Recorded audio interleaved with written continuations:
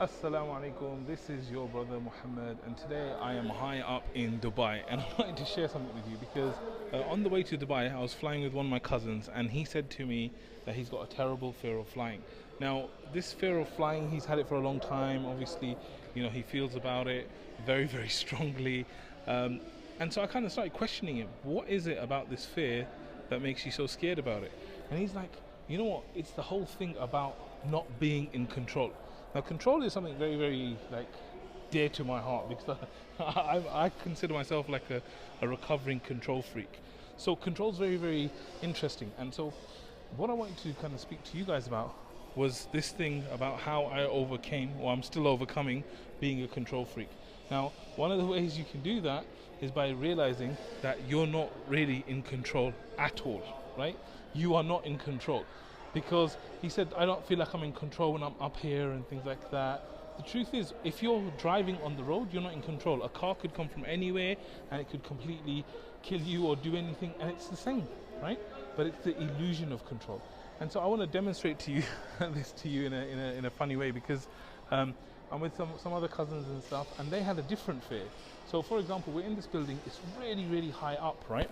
And they've got this glass panel, which I'm going to show you right now. And the glass panel is something that you have to walk over and you can actually see the bottom of it. So let me just show you what it looks like. Okay, so here's the panel. As you can see, it's glass and it goes all the way down to the bottom, right?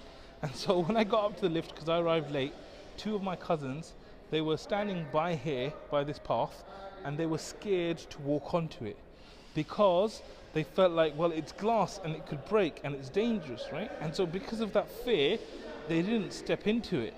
Now, the reason why I talk about the illusion of control is because the irony of this whole situation, and by the way, it's kind of fine to walk on, is that this place is super, super secure, to the point where they've actually got, if you can see, they've got two different sets of glass as a protection, right?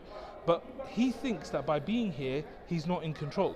But what he doesn't realize is right next door here, like if you look at this place, the truth is he feels safe standing here. So he feels safe standing here, but he doesn't feel safe standing here. But the illusion, and this is the whole thing, the whole problem is that you're still high up. Like over here on the ground, you feel like you're in control, when your level of control is exactly the same as this. Just like that glass can break, the floor that is here can break, right? And so this is a big, big thing when it comes to control freaks, realizing that the truth is you're not in control. The one who is in control is Allah, and that's it. Now, of course, there's things you can do to minimize, maximize risks and change things up. I'm not saying you don't do any of that, but what I'm saying is that if you let your fear basically dictate what you do, then you will become its slave. And we as Muslims don't want to be slaves to anything except Allah. And so what we need to do is we need to actually grab our fear, and we need to just feel the fear and do it anyway. Because when it comes to fear, it's something that breeds on time. The longer you take to do something, the more fear you'll have. So if you're scared of something, like you fell off a bike and then you don't get back on the bike, the longer you leave it, the more the fear will breed. But if you take action, it destroys fear. And so what I did with these cousins is I basically grabbed both their hands. I said, say Bismillah, right? Say Bismillah. I grabbed both their hands and then I just walked onto it.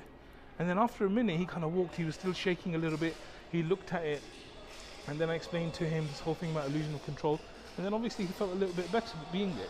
So, there's fears that every single one of us has. And really the key to overcoming the fear is to realize that, look, you are not in control. Allah is in control. You can only do your best. You can take your precautions, but you need to take action.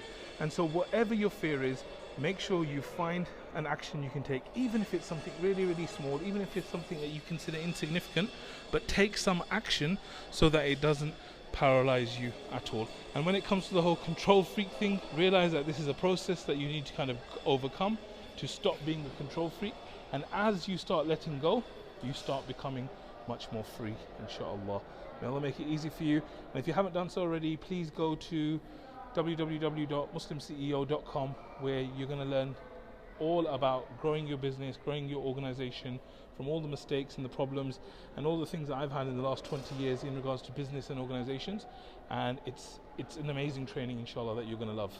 So muslimceo.com. Jazakallah khair. Assalamu alaikum wa rahmatullah.